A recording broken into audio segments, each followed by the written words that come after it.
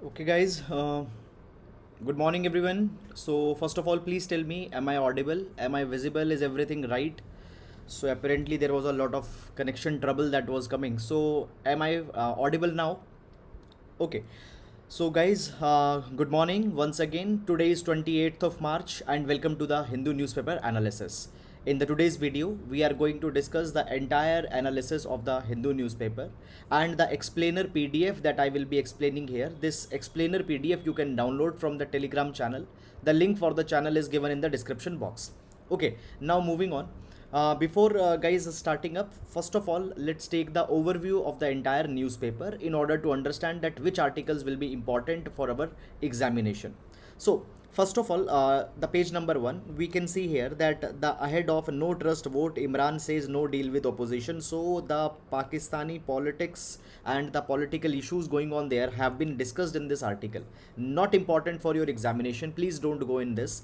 Russian foreign ministers to visit Delhi this week. So into the wake of this Ukraine Russia crisis that is going on, we are expecting that he will be visiting here. However, once he will come, we'll see that what are the key takeaways, but till then you are not required to see the developments here. Okay, then the Bharat Bandh, okay, all these things have been discussed, nothing very much important. Then guys, moving to the city section, region section, okay, much of the articles have not been there, just advertisements, education plus. Then so directly we'll reach to the editorial page. On the editorial page, the first editorial that we can see here is talking about an era of unemployed India. So guys, with respect to the unemployment, certain key issues have been discussed in this article, we'll see it. Then moving on, the next article, the inequality has been discussed here in this particular article. So here there have been the discussion of the consumer pyramid household survey. So we'll see that what this particular thing is talking about. Then guys, the lotus pose, Yogi Adityanath is now central to BJP, the political article, not important for our examination. Talking and listening, so this particular article is talking about the recent visit of the Chinese foreign minister in India and the takeaways from that particular visit. Okay, then moving on, Ukraine the pawn in the power game. So guys, the Russia Ukraine articles find more than 10 12 I think 15 articles we have taken. Now you are not required to go and see everyday commentary that is coming in this particular direction, so not very much relevant for our examination. Then guys, moving on, the profit over the public health. Now this particular article talks about the recent WTO proposal with respect to the waiver of the COVID-19, the waiver onto the IP of the COVID-19. So we'll see this particular thing. Then a surprising budget, the Tamil Nadu budget marks a shift in the approach of the DMK towards subsidies. Fine guys, a microscopic article, not very much relevant for your examination. Okay, however, if you are preparing for the Tamil Nadu PCS, then you can read the article. Text and the context page now. So the text and the context page, the first article here, it is about the US and European Union deal with respect to the export of the LNG. Why this particular deal has happened, what will be the importance of it, we'll see this. Then the move to ease voting for overseas citizens, so we'll see this particular article also. Okay, then guys, the role of VRR for a flawless gaming experience, not relevant article for the examination. Then the next page, India's space economy valued at this particular number. So we'll see some important facts with respect to the examination which we can use in our paper. Then further moving on, after that, the states can identify minorities. So what have been the issue in this direction, we'll see this thing. Modi pitches for local for global. So guys, first of all, we have achieved our target of $400 billion export in 1 year. Okay, that is something very much good. Further, the Prime Minister had said that we need to pitch for the local made goods and we need to make the Atmanirbhar Bharat. Clear. Apart from that, nothing is there. India UE trade pact has been discussed, we'll see what it is talking about. Then guys, the page number 11 filled with just the political news, not any article is important for the exam. Then further, after that guys, moving on, Supreme Court seeks foolproof norms to identify the scheduled tribes, we'll see this thing. Find debate over efficacy of booster doses, not important because this particular thing will be changing every day. Myanmar finance minister to attend BIMSTEC meet. Okay, then moving on to the world page guys, the US not seeking regime change in Russia. Okay, so Ukraine, Russia, USA, and how this particular we can say that the calculus is playing out. Everyday updates are coming on this particular page. You are not required to see every day's update here, just only the important developments that are there will be important and that will be taking it up. Then further moving on, After that, guys, school girls in a week activist. Okay, so basically in Taliban, in Afghanistan, we have seen that the Taliban had said that the girls will not be allowed to carry forward their education beyond the sixth standard. So this is a protest that is going on. Then today is Monday, and on to the Monday business page doesn't comes. This money wise page contains the investing advices, etc. Not important for your examination. And then we have the sports page. So this is, guys, all about the overview of the today's newspaper, and now let's discuss all the relevant articles one by one in the detail. Okay, now before moving on here, guys, just I want to ask one thing, and I want that you please reply here in the live chat. Okay, so first of all, in the past few days, the timing of the newspaper analysis was little bit going here and there, partly because of the fact that I had a lot of classes and lot of other developments. Now from tomorrow, I am thinking that we will revert back to the timing of the newspaper analysis, that is live 6:30 a.m. in the morning. So 6 or 6:30 a.m. in the morning, live newspaper analysis we are going to take. Do you want this particular time? Is it comfortable to you? Please reply me yes or no. Okay, yes, I am waiting for your reply. 6 a.m. or 6:30 a.m. in the morning, live everyday Hindu newspaper discussion. Okay, Monday to Saturday, everyday Hindu newspaper discussion. Please tell me, is it correct? Should we do this?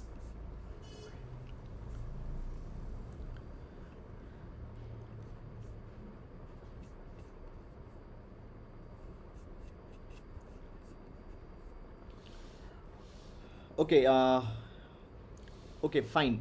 Yes, Paras, Ravina, yes sir, super sir, comfortable, Akarsh. Okay, 6:30 a.m. Yes, okay.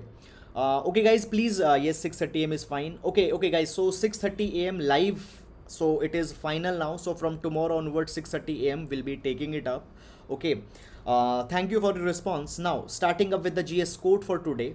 So today we will be taking the code from the Desmond Tutu. Okay, he recently passed away. Desmond Tutu says, "Do your little bit of good wherever you are. It is those little bits of good put together that overwhelm the world."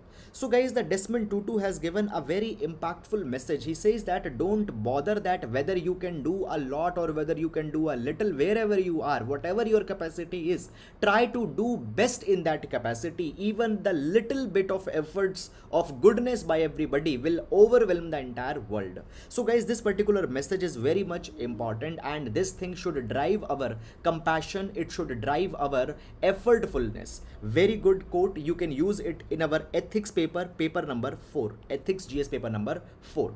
Now moving on, taking up first of all the first article. Okay, guys, today's MCQ questions are not there, but it will be started again from tomorrow. Don't worry on that particular thing. The move to ease voting for the overseas citizens. Now first of all, before going in this particular article, first of all, this article will be important in GS paper number 2. GS paper number 2, issues related to the polity issues related to the election. Okay, this article will be important. Now, guys, understand this particular thing, that why this news has come in right now into the paper. So just 2 days back, we have taken one particular article that the Minister for Law and Justice had informed the Parliament that the government is working to ease out the voting for the NRIs, that is the non-resident Indians. They are working that how for the non-resident Indian the voting can be made easy and accessible. Now this is something that has been discussed here. Now first of all, there is some basic things that I would like to tell you, and only after this basics we will be moving in this particular article, that what this article is talking about. So guys, understand that we have article number 325 in our constitution, and article number 325 provides that there will be a general electoral roll. General electoral roll, it means that there will be one electoral roll in which everybody's name will be included. If a person is beyond the age of 18 years, a person's name will not be excluded on the basis of his caste, his religion, his sex, his place of birth. Clear? So everybody he who is above the age of 18 years is entitled to vote as provided by article number 325 of the Indian Constitution. Further, when we talk about the age of voting, the age of voting has been reduced from 21 years to 18 years by the 61st Constitutional Amendment Act. 61st Constitutional Amendment Act. We follow universal adult franchise, universal adult suffrage. Okay, universal adult suffrage, it means first of all universal, everybody belonging to any caste, belonging to any religion, belonging to any sex is entitled to vote. Adult, everybody who is above 18 years. Okay, now further moving on. So guys, when we talk about the voting, the golden rule of voting is that the voting right needs to be number one available, and number two, it needs to be accessible to everybody. Accessible means that the polling booth needs to be in your vicinity. You should not have a lot of trouble while voting. Okay, so voting needs to be available as well as accessible. Availability has been ensured by article number 325. But what about accessibility? So guys, when we talk about the accessibility of voting, so there are basically two issues that are coming. When the general voters are there, who are the general voters? The people who are living into the country, the people who are the ordinary residents of the country. For them, the voting is not a problem. You have the polling booths in your vicinity, you can go and you can vote there. Now there are another type of voters who are the non-resident Indians. Now, first of all, what is the definition of non-resident Indian? Now guys, any person, any Indian citizen, if he is living for more than 180 days in some another country, or he is out for more than 180 days, his status will change from ordinary resident to the non-resident Indian. Clear? So he will be the non-resident Indian. Now guys, what is the status of voting right of the non-resident Indian? So guys, when we talk about the non-resident Indian, before 2010, any Indian citizens who was NRI or who was living outside the country for more than 6 months, he was not able to vote into the elections. His name was striked off from the electoral roll. His name was striked off. He was not eligible to vote. Then what happened? In 2010, there came a proposal that it is not fair. Even the NRI, they are the citizens of the country, they should be allowed to vote. Before that, the thinking was this, that as these people are living outside the country, they are not aware about the local level developments. And because they are not aware about the local level developments, they might not be able to vote in a fair manner. So why to give them the vote? But this thinking got changed. And what happened? In 2010, the Representation of the People Amendment Act 2010 was brought, and here it was provided that the NRIs or the people who have stayed in other country for more than 6 months, they will also be allowed to vote. They can vote. But how they can vote? For that, it has been said that what they need to do, they need to come in person on the polling station where they have been enrolled as an overseas elector. Now guys, what is this overseas elector? See, there is the passport. Now in the passport, whatever address has been mentioned, that particular address will be assumed to be the constituency of that particular person. Suppose this is Mr. A, and the Mr. A, in his passport, his address is written, let's say, Old Rajendra Nagar, New Delhi. So he will be believed to be the elector from the Old Rajendra Nagar, fine, or this New Delhi's constituency.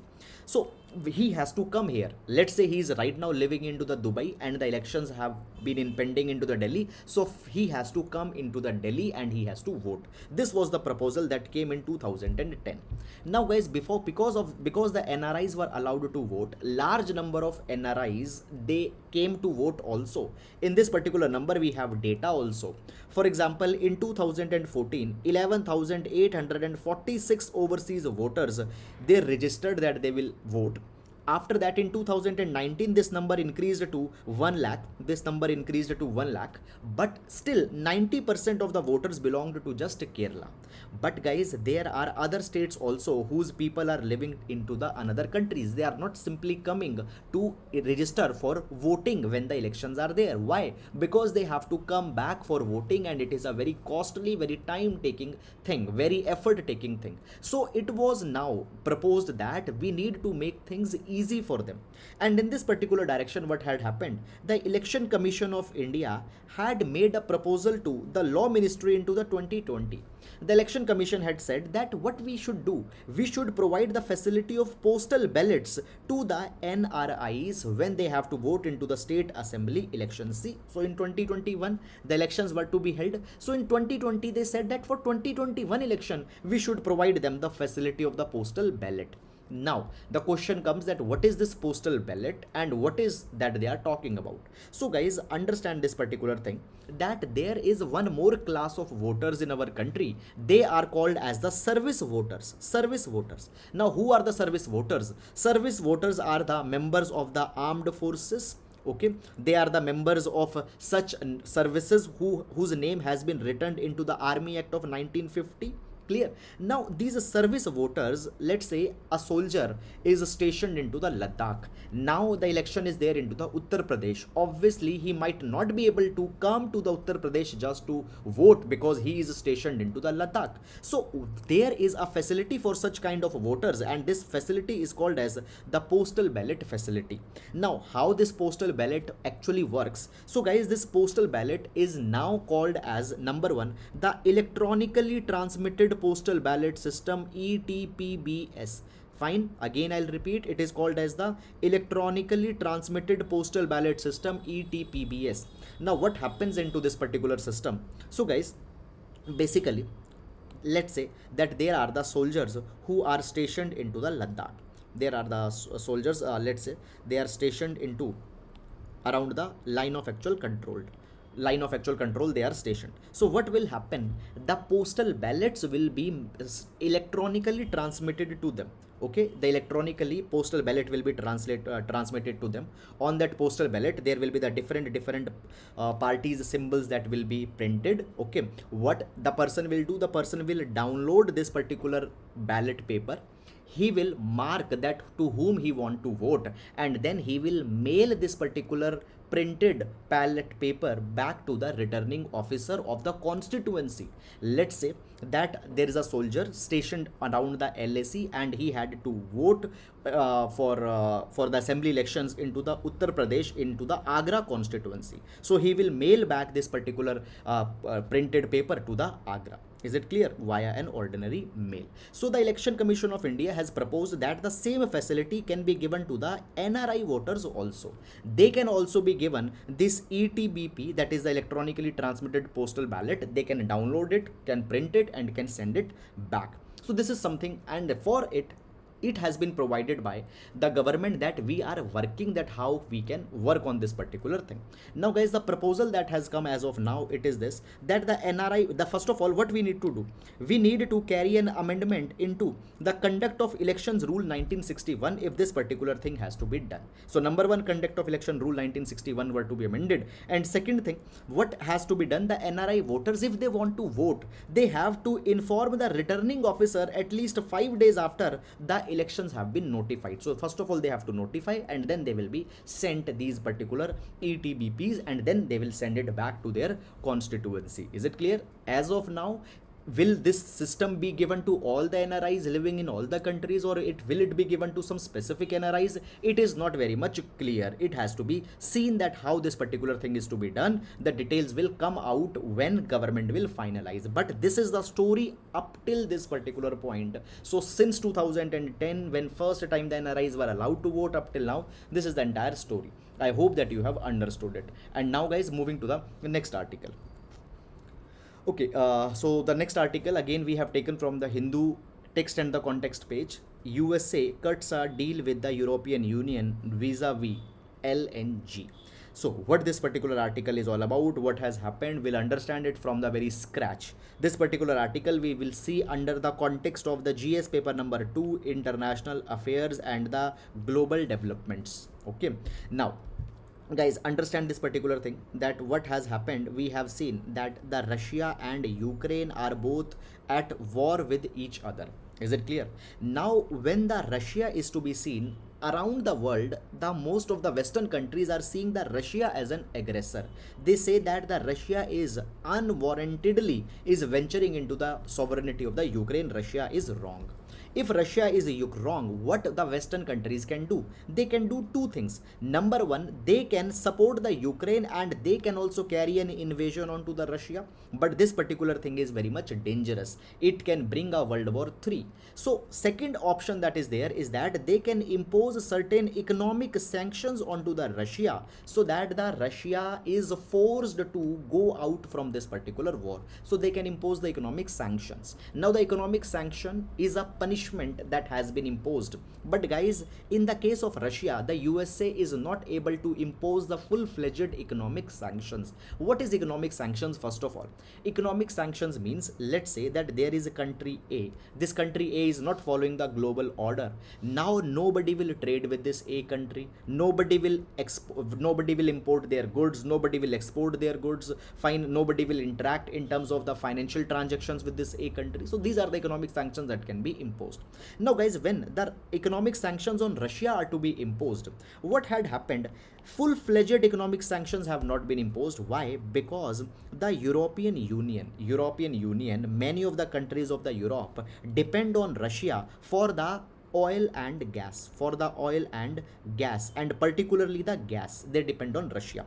So you just see the dependence on the Russia of these particular countries. So guys, here we can see that the Europe relies on Russia for 40% of its natural gas requirement. And when we talk about the Germany and many other countries into the Eastern Europe, they depend on Russia for more than 80% of their natural gas needs. There is so much of the dependence, and because of this particular thing, up till now the sanctions onto the Russia have also not been very much successful.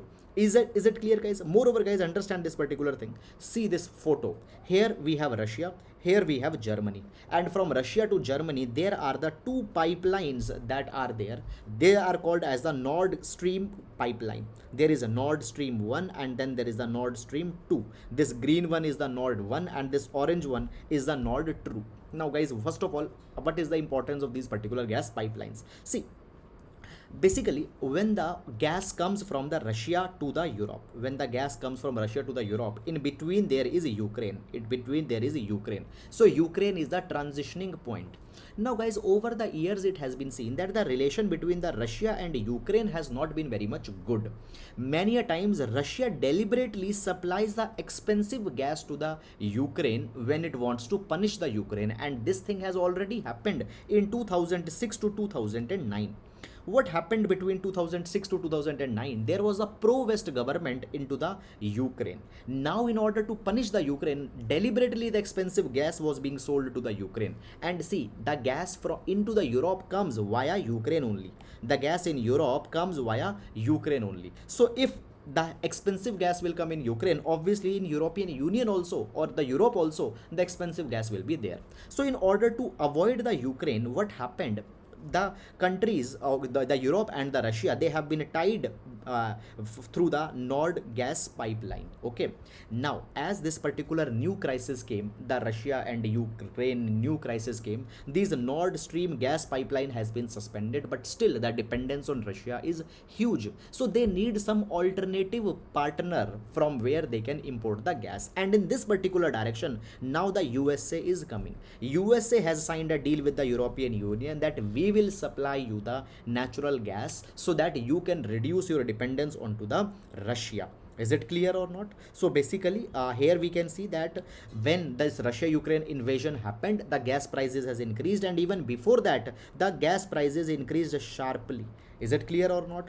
Now the deal has been signed, and as the part of a deal, it has been said that at least 50 billion cubic meter of gas will be supplied by 2030 by the USA to the Europe. 2030, 50 billion cubic meter of gas will be supplied. This is an agreement that has happened, and by this particular year they will try to supply the 15 billion cubic meter of gas. Now, is this particular thing a big development or is it not a very big development? So guys, understand that number one, 2021, it is not a very much big development. Why? Because this particular deal will get materialized by 2030, and in immediate term it might not bring a kind of a very big change. Moreover guys, the gas that will be supplied by the USA to the UK, to the Europe, will be very much less when compared with the Russia. What Russia is supplying?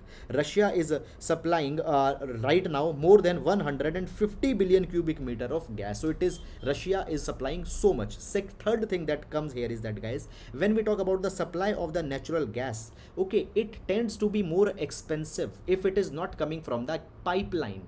Now the distance between the Europe and USA is too much. Laying the pipeline might not be feasible there, and between the Russia and the Europe, already the pipeline, that is a Nord Stream, has been laid. So from Russia it is very much practical, it is very much affordable. With the USA it might not be the case. So this is something that has happened in this particular context. So guys, I hope that you have understood this entire article, and now we'll move to the next article. You need not to understand just a one-liner concept that okay, they'll supply the gas, but what will be the implication, whether it is feasible, not feasible, all these things you need to understand. Now we'll move to the next article.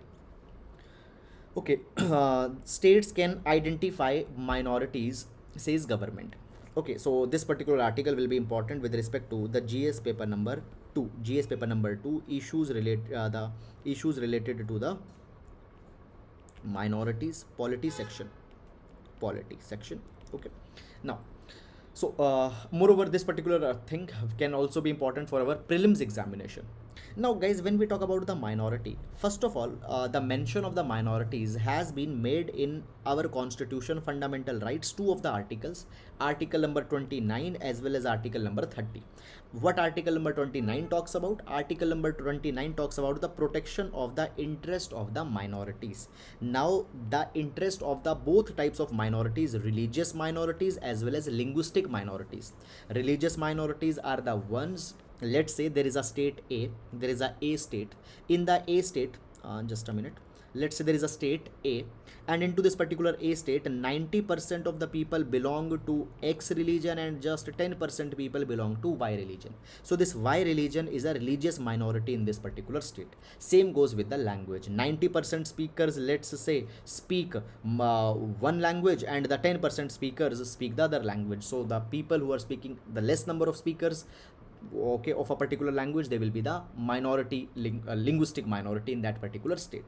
So basically article 29 says that the interest of the minorities, they are needed to be preserved, okay, religious or linguistic minorities. Okay, then there is article number 30 also in our constitution. Article 30 talks that the minorities, they have a right that they can establish and can administer the institutions, even the educational institution, they can manage, they can administer them. Fine. So these are certain rights that have been given to the minorities. Okay, now what this particular article is talking about, what is this article? See guys, what had happened, there is a petition that has been filed in the Supreme Court, and the petition says this particular thing, that the contention is that who has the power to identify the minorities. Okay, who will be the minorities, who has the power to identify them? So the petition says that only the center has the power to identify the minority. The petition says that the state don't have the power to identify the minorities. Here the center government has clarified its stand. They had said that no, it is not right. Both the center as well as the state has the power to identify the minorities. This is something that has been provided here. Let's discuss this little bit into the detail with more clarity. First of all, when we talk about guys the concept of minorities, religious and linguistic, both type of minorities are spread throughout the country. Okay, for example, a religious group can be a majority in one state but could be a minority into the another state. For example, the Hindus could be majority over all the country.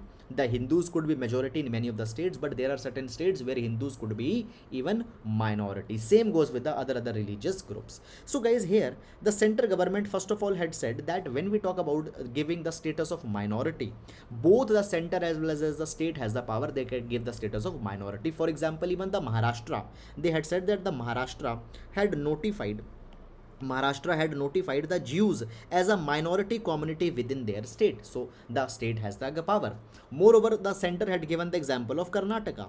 What Karnataka has done? Karnataka had notified many of the languages as minority in their state. For example, the Urdu, Telugu, Tamil, Malayalam, Marathi, Tulu, Lambadi, Hindi, Konkani, Gujarati, they have been declared as minority language within the Karnataka. So the states also have the power. Now guys, when we talk about the minorities, the Judaism, Bahaism, Hinduism, they are actually the minority is in many of the states. Now Hinduism or Hindus are the minority in certain states. Please be very careful here. Ladakh, Mizoram, Lakshadweep, Kashmir, Nagaland, Meghalaya, Arunachal Pradesh, Punjab, and Manipur. Okay, so Judaism, Bahaism, Hinduism. Now, Bahaism is a religion. It is one of the most youngest religion of the world. So, all the followers of this religion are minority in these particular areas. So, guys, how the center has explained that both the state as well as center has the power to declare a minority. Center has provided that, see, parliament as well as state legislature, they have the power under the concurrent list. You have the schedule number 7 in the constitution. In schedule number 7 we have three types of list. We have the union list, and the subjects mentioned into the union list only parliament can make law. Then there are the state list, only the state can make law. There are some other conditions also, will not go into that. And then there comes the concurrent list. In concurrent list both can make the law on a particular subject. So center had said that as per the article number 246 and entry number 20, within the concurrent list, both the center as well as the state has the power that they can notify the minorities. Even the Maharashtra had notified the Jews as minority, and Karnataka had given the status of minority language. So under as empowered by article 246 and the entry 20 of the concurrent list, both have the power. Moreover, when we talk about the parliament has power under the National Commission for Minorities Act of 1992, under which, so this is a specific law also under which the parliament can notify any community as a minority community. And as of now, the central government has notified the 6 communities as the minority communities. What are their name? Let's see, very important for the prelims examination. So they are the Muslims, Christians, Sikhs, Buddhist, Parsis, Jains.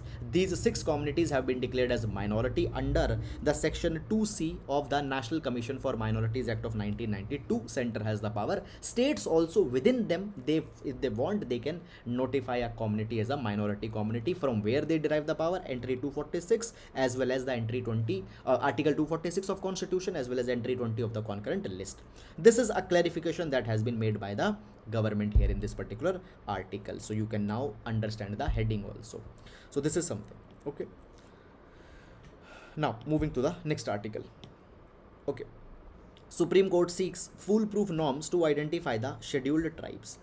Now guys, this is also a conceptual issue that has come here. Okay, this particular article will be important with respect to the GS paper number 2 affirmative action. GS paper number 2 affirmative action or the policy of reservation. Affirmative action or the policy of reservation. Now understand this particular thing, guys. When we talk about the scheduled tribe, the scheduled caste, and the OBCs, there is a difference between all of them. Scheduled tribe, scheduled caste, and scheduled tribe, caste, and OBCs, there is a difference.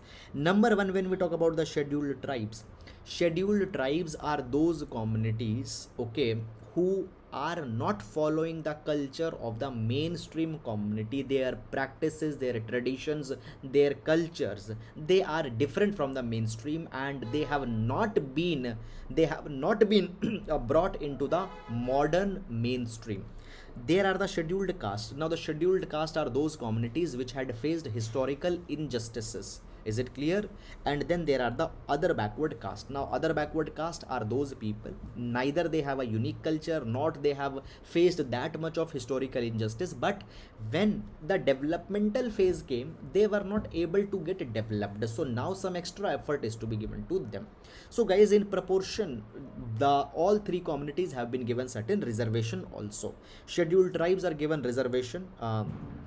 to the tune of 7.5%. Scheduled caste are given the reservation to the tune of 15%, and the OBCs are given the reservation to the tune of 27%. In total, 49.5% reservation is given to them into the government jobs, into the educational institutions, etc. Now guys, basically how to identify the scheduled tribes, this is a question. How to identify the scheduled tribes? Now when we talk about the scheduled tribes, first of all, as per the census of 2011, there are 705 ethnic groups which have been notified as the scheduled tribe. There are 10 crore Indian people who are notified as the scheduled tribe. Out of these 10 crore scheduled tribes, 1.04 crore they are living into the urban areas, particularly the Meenas of Rajasthan. Now Meenas of Rajasthan are the scheduled tribe, but they are very much advanced, living into the cities. Okay, and such way many tribes are living into the urban areas, 1 crore. Then when we talk about the scheduled tribes, they constitute around 8.6% of the population and 11.3% of the rural population. So these are the tribal populations status as of now in India. Now guys, how to determine the tribes? For this particular thing, up till now the affinity test has been used. Affinity test. What is this affinity test? We see a particular group, and we see a particular group and we determine it as a tribe onto the basis of anthropological and ethnological traits.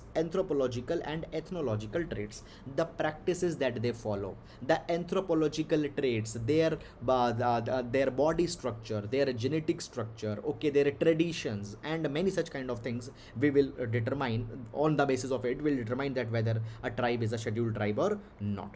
Now what the Supreme Court had said? Supreme Court had said that the affinity test, that you determine just the ethnological or ethnological traits and you declare whether a tribe is a scheduled or not. This test has become old. Supreme Court had said that there are even the conflicting interpretations also, whether this affinity test determining a person, whether this affinity test is right or not also. For example, the Bombay High Court in one of a judgment, that is the Shilpa Vishnu Thakur versus State of Maharashtra, the Bombay High Court had said that the affinity test, fine, determining a person as a scheduled tribe onto the basis of anthropological traits, it is right, it is a justified test, it can be used. Then in 2011, a Supreme Court's another judgment came. Supreme Court into the Anand V Committee for Scrutiny and Verification of Tribe reasoned that the affinity test has lived its age. Now it is not a correct kind of a way to determine a person as a scheduled tribe or not. What has happened? That Supreme Court has provided that many of the tribes, by the anthropologically they belong to a particular tribal group, but what have happened? They have carried migration. Now they have become modernized, they have come in contact with other communities, they have adopted new traits, and now they are not actually following their traditional characteristics which tribe used to follow. The tribes, they used to live isolatedly into the isolated habitations away from the mainstream communities. They have unique cultures, but now they are not following such kind of things. So just if you are saying that just anthropologically they look very similar to this particular specimen and they should be tribe, no, this is not a right thing. So we need to come out with a new test. So this is something that has been said by the Supreme Court, and Supreme Court had said that we will refer this entire matter to a larger bench. We will refer this particular entire matter to a larger bench who will determine that how to find that which are the tribes and which are not. So this is something that have been provided in this particular article. So that is all guys, and now we'll move to the next article. Now the era of unemployed India. So this article will see with respect to the GS paper number 3, state of Indian economy, as well as the employment issues. Now so basically guys, this particular article is talking about the job insecurity in the India. Now first of all, what is the job insecurity? Job insecurity means, let's say even you are in a job, but you are not sure that whether you will be continuing here for your entire life or not. You have a job insecurity, you could be removed at any point of time. One. Number two, you are not joining a job. Let's say you are not joining a company. Why? Because it is a private company. It might remove you when a recession will come. You are waiting just for a government job. So there is a job insecurity in you. Now Basically, this article says that right now, first of all, when we talk about unemployment, it has been very much high in our country. According to the National Sample Survey Office, NSSO's data of 2017 and 18, the data provides that during this time 6.1% unemployment rate was there in India, and it is a worst rate into the last 40 to 45 years. 6.1% unemployment rate. Further, when we take the data from some other sources, for example, CMIE, that is the Center for Monitoring Indian Economy, this particular organization says that the 53 million Indians, they were unemployed in 2021, and majority of them were the women. And according to the CMIE, further it had said that the unemployment data was around 7.91% in 2021, more than 6.1%. Fine. So huge unemployment is existing in India. Further, it has also been said that now as 2022 has come and the pandemic is becoming a little bit the pandemic, the curve is flattened, so unemployment has improved, condition has improved, and today 6.57% unemployment rate is there, which is still high than 6.1% of 2017 and 18. This level was worst in 45 years, so still we are very much bad. Now guys, it has been said that the unemployment is so high that even for certain government positions, doctorates, PhDs, postgraduates are applying. Example has been given. For example, it has been said that in 2021 an advertisement was made, fine, for the post of 42 peons, 42 peons post were there. 80,000 applications came, and hundreds of them were the doctorates, postgraduates. And the same examples have happened many number of times. Why? People simply don't want to join the private sector, and they are just waiting for the government jobs. Many of you who are seeing the newspaper analysis, preparing for the government jobs, why you don't want to go into the private sector? Because the private sector follow the policy of easy hire and fire. There is poor basic pay, long working hours. Is it clear? You go into office, but you don't know when you will be coming back. Long working hours, less salary when you join. Fine, hire and fire. So everybody wants to look for the government job. There is a job insecurity that is going on into the India. Further, it has been said that in India, employer and employee work relations are also not very much good. Fine, most of the employees, in whatever way they want to be, employers, whatever way they want to behave, they are behaving with their employees. Fine, even the state regulation has become very much weak over the years. In order to improve the ease of doing business, state is not interfering into the employer employee relation. This deregulation has also fueled the job insecurity into the private sector, and the people don't want to join. Moreover guys, it has also been provided that today, if we see this particular thing, government's expenditure onto the health, education and social sector has been less, and here also the employment generation is not happening. First of all, in itself, the education sector gives employment to a lot of people. Let's take the example.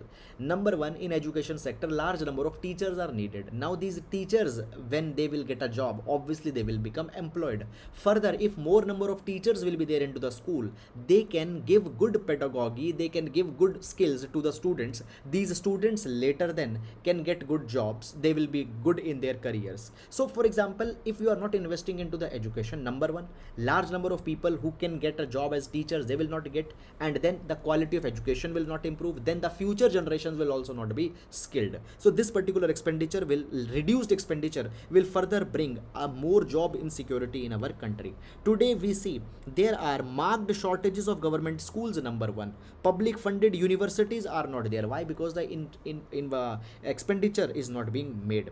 Further, it has been provided that we need to create more jobs for the qualified teachers. We need to create public funded higher educational institutions. They can bring more of jobs into the long term, directly as well as indirectly. Directly, they teachers will get the job, indirectly they will train the future generation. These are something things that we need to work. Moreover guys, basically, further it has been provided that the teaching positions, particularly to the other backward classes, also are needed to be specifically worked upon, because into the past few years it has been seen that when the teaching positions have been given, the OBCs and the such other communities have not been looked in a careful manner. So a social injustice angle has also been attached in this particular context. Now moving to the next article.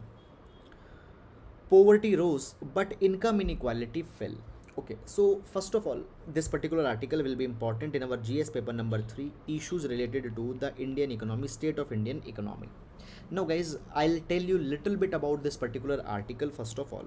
So guys, understand that what has happened in this particular article, there is the consumer, just a minute, consumer pyramid household survey which has been taken, and the findings of this particular consumer pyramid household survey has been explained in this particular article. So guys, in the article a lot of data from this particular survey is there. You don't need to take too much of data. Why? Because not that much important. Specifically on one survey the question are not asked on to the UPSC. However, we'll take certain findings which we will use to authenticate us our answers related to inequality, our answers related to poverty, etc. Clear? So this particular article is talking about the data from consumer pyramid household survey. Now this consumer pyramid household survey, here the survey on more than 2 lakh households have been done. Survey on more than 2 lakh households have been done. Now what are the findings? We'll see it one by one. Okay, number one finding that comes here is that, see, the extreme poverty has increased. Okay, just a minute, extreme poverty has increased. Okay, so first of all, what do we mean by the extreme poverty? Extreme poverty has been explained by the World Bank. World Bank says that the people who are earning less than $1.9 per day, okay, earning less than $1.9 per day, they will be into the definition of extreme poverty. In 2019, 7.6% of the households were in extreme poverty, and it has increased to 11.7% into the 2021. So it has increased. However, this particular article gives a little bit of a different opinion. It says that when we talk about inequality, inequality has reduced. Now everybody says that inequality has increased. Even if you see the Oxfam report came, and Oxfam report has called the COVID-19 as an inequality virus. It said that it has increased inequality, but this consumer pyramid household survey had said that the inequality has reduced. So very interesting thing, let's understand. So they had said that actually in 2019, before the pandemic, the households in the top 25% and into the bottom 25% inequalities were there. Why the inequalities were there? Because their incomes were very much different. For example, top 25%, their incomes, average monthly income was 45,000 rupees, but the lower 25%, their average monthly household income was 8,000 rupees. So this much inequality was there. Fine, this is about the urban areas. When we talk about the rural areas, in rural areas, top 25%, their average monthly income was 22,500, and lower 25%, 7,500. Fine, still we can see inequality, but this inequality has reduced. First of all, how it has reduced? It has said, देखो अभी what is happening, top 25% their income is here, lower 25% their income is here. This is the inequality. How this inequality will reduce? This inequality can reduce in two ways. Number one, either their income gets reduced and they come here, or their income gets increased or they come here. So only into this particular manner the inequality can be reduced. Either their top 25% their income reduces, or lower 25% their income increases, or both of them see a reduction. They also see a reduction, they also see a reduction, but reduction here is more. Reduction into the top 25% is more.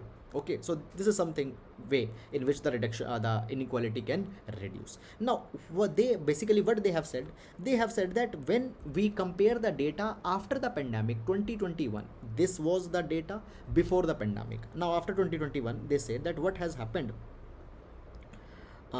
they say that the top 25% their income fell by 30%. Top 25% their income fell by 30% by 2021, and when we talk about the bottom 25%, their incomes remained same at the pre-pandemic level. So what happened? Top 25% their income fell by 30%, and the lower 25% their income stayed at the same level. So obviously what had happened, the inequality has reduced. Then this is about the urban areas. What happened into the rural areas? They said that into the rural areas, the top 25%, their income fell by 20%. Their income fell by 20%, and the bottom 25%, their income grew slightly during the same period. Again, what happened? Inequality got reduced. So this is something that has been found. Okay, by the way, guys, this explainer PDF that I'm using here, this one you can download directly from the Telegram channel. Fine, you can search thinking palette, link is also there. Now, why this particular inequality has reduced? So they have taken three parameters to explain it. Number one, government transfers are there, business profits are there, and the labor income is there. By these three big things we'll understand. First of all, what is the government transfer?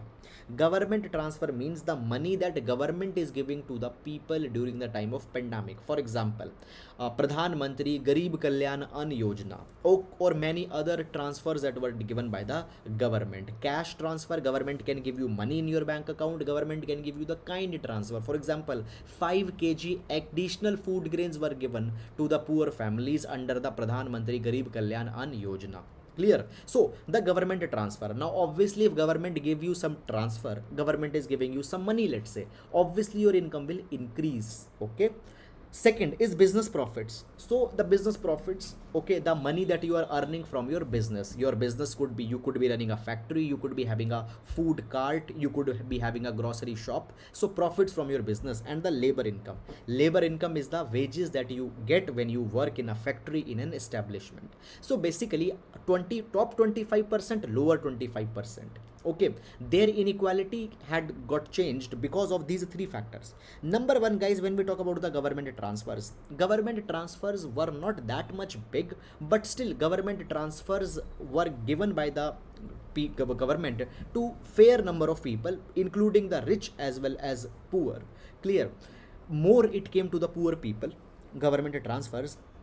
It was given, for example, the food benefit, okay, additional DBT transfers, etc. They were given to fair large number of people, but actually when we talk about the poor, they also got the advantage of it. But the major thing is not government transfer. The major thing is business profits and the labor income. From these two factors, the inequality got changed. When we talk about the business profits, they say that what had happened, there is actually a decline into the business income. Now, who does the business? Obviously, the rich people, top 25%, they are more involved into the business. There were the lockdowns and the business were shut down. So what happened? The business incomes have declined a lot. Now the poor 25% people, they are not dependent too much onto the business income. Here it has been provided that just 7% of the bottom 25%, they are dependent on the income from business. But when we talk about the rich people, top 25%, 15% of them are dependent onto the business income, and the businesses got severely impacted. Okay, and as the business got severely impacted and the top 25% were more dependent on them, what happened? Their income got declined, and the bottom 25%, they stayed there only, and because of this factor, the inequality got reduced. This is something that has been provided. Then the next factor comes the labor income. Now guys, when we talk about the labor income, fine, it has been provided that top 25%, out of that 65% are dependent onto the labors, and in bottom 80% more poor people, they do the labor work. Now it has been said that when the COVID-19 pandemic came and the economy contracted, people lost their jobs. Obviously they cannot do their labor. At the same time, what people did, people tried to find out some kind of an alternative work. For example, I am let's say doing a labor. Okay, let's say I am teaching. This is a labor that I do. I earn money, I earn wages for that thing. Now the lockdown had come. Let's say the offline classes are suspended. What I'll do some alternative work. I'll try to sell, I'll try to do any other kind of an alternative work. Okay, now what happened here? Basically, uh, when I'll do obviously the alternative work, I will get less number of wages. Okay, let's say earlier I was earning 10,000 rupees, now I'll get 8,000 rupees. Okay, now here it has been said that the minimum amount that the poor were willing to accept, fine, they were 40% less than what they were earning, but the minimum amount that the rich person were ready to accept was 45% less than what they were getting earlier. Why they were ready to accept so much less amount of money? It is because, guys, that the rich people, they when were involved into the service sector, when they were involved into the labor work, they were involved in such kind of work where the nature of occupation was a service, and the demand for service fell very much down. For example, I earn a high salary of 3 lakh rupees. I am working in a hotel. Obviously, when the lockdown came, the people will not come into the hotel. The hotel owner will remove me from my job. My income will go down. On to the same hand, let's say there is a poor person. Now the poor person is also earning the labor, but what he does, he is doing some manual work in a manufacturing industry. There he will still be able to get some work, because, guys, some minimum production has to be carried. Even if the lockdown is going, let's say I am a labor, I am doing some kind of a manual work in a food processing industry, the output will reduce, but still some output will be given.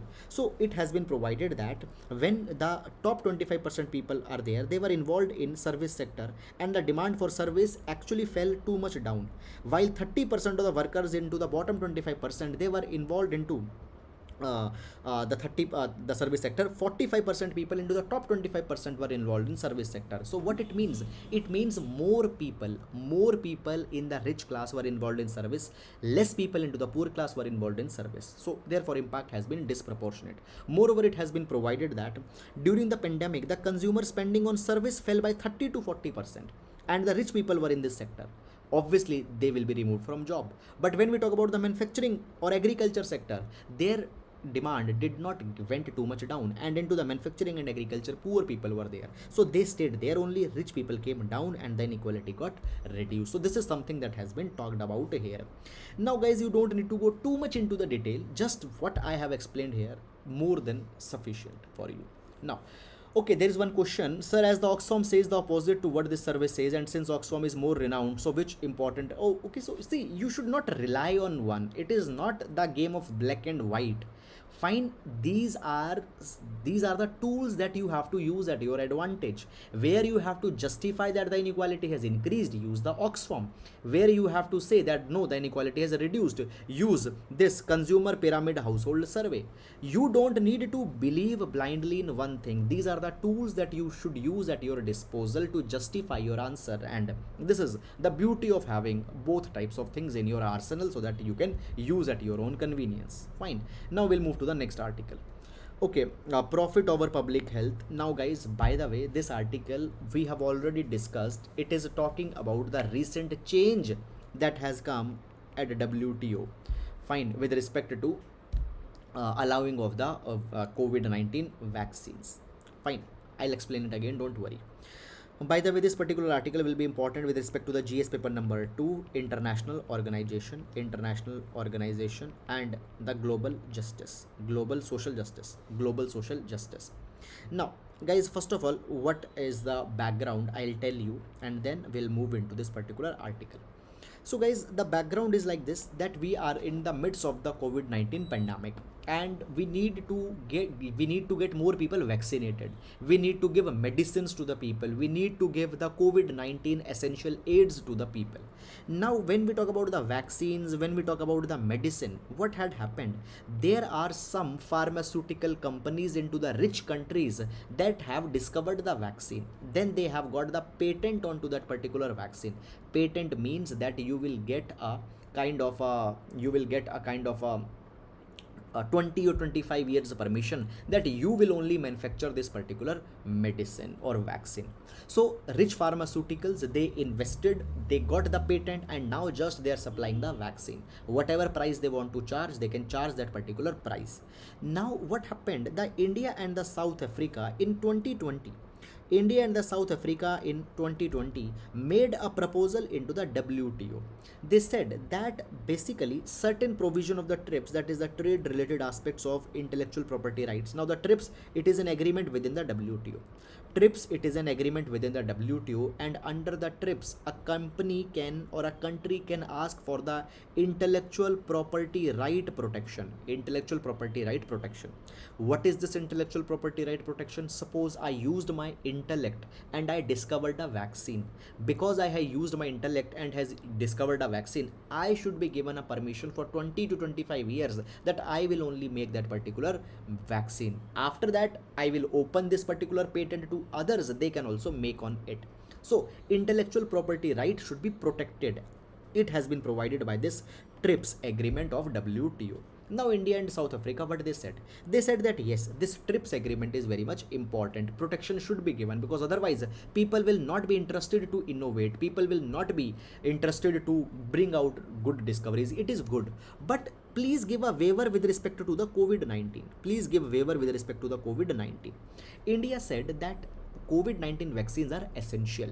Certain pharmaceuticals, yes, they have invested money and they have invented the vaccine, but please make the patent open to all the pharmaceutical companies into the world so that everybody can make the vaccine, so that the supply of vaccines, particularly to the poor country, particularly to the less developed countries, can be increased. This was a proposal that was put forward by the India and the South Africa. USA approved. USA said that yes, it is a good proposal. But just a minute. But the European Union was not very much comfortable onto this particular proposal. But now what had happened, the European Union has also agreed. European Union had said that okay, we are agreeing that yes, the COVID-19 vaccines and drugs should be given a kind of a waiver. But what happened, the European Union said that there are certain conditionalities that they have put. They say that into the next WTO ministerial meeting, ministerial meeting is the highest level of platform under the WTO. They said that there will discuss, but there are certain problems as what the European Union have agreed, and these problems are needed to be rectified as soon as possible. Number one, the waiver that the European Union is willing to give is only for the COVID-19 vaccines and not for the COVID-19 medical products. For the aids, for equipments, for the medicine, they are not ready to give the waiver. But we see that many of the medicines have also become very much important. So just why only for vaccine? It is a half-hearted attempt that has been there. Secondly, the draft that the European Union is supporting, they say that we will give waive only to the patents and not to the other intellectual property rights. Now guys, intellectual property rights, it is a bigger term. Intellectual property rights, it includes patent, it includes trade secrets, it includes many other things also. The proposal that is being moved, they say that okay, we will open the patents, but there might be some other trade secrets also which they might not open. If they will not open other trade secrets, the patent might be useless. So it is expected that you should open all the intellectual property rights and not just a part of it, that is the patent. Then the third, basically the draft waiver that has been there, it provides that the countries can export any proportion of vaccine to the eligible countries. Clear? But there are many of the conditionalities that have been there. Okay, for example, India can export the vaccine to the South Africa. Clear? But the South Africa cannot re-export that vaccine to another country. What if, let's say, there is another country into the Africa, that is the Burundi. Now Burundi is a country in Africa, it is very much poor. We don't have direct connectivity to the Burundi. We send to the South Africa, and South Africa, let's say, can send it to the Burundi, but South Africa is not allowed to do it. So there is so much of the conditionalities that have been there, it is defeating the purpose. After that, it has been provided that the draft waiver is not universal. It is not that every country can export. Only those developing countries that exported less than 10% of world exports of COVID-19 vaccines are covered. Least developed countries, no specific mention of them has been there. After that, guys, it has been provided that the protection to trade secrets has been given, which might become a problem, and the entire process might not be known. So these are certain challenges that have been given. The trade secret point already I have discussed. So this is something that has come, and now much more is to be done in this particular context. So this is all about this particular article. Fine. Now guys, we'll move to the next article. Nothing much apart from this has been given. Talking and listening. Now this particular article, talking and listening, guys, it is just talking about the recent visit of the Chinese foreign minister in the India, and he had said that we want to make sure that the India and China are working in cooperation and they are supporting each other. All the things we have discussed already in our Saturday 26 March newspaper analysis at 7:14. Nothing new apart from this has been given. The essentially the same things have been repeated in much detail. I have explained this thing. So we'll move to the next article.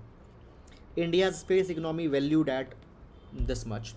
So guys, this particular thing can be used as a data point for our GS paper number 3. GS paper number 3 as a data, we can use it to authenticate our answers.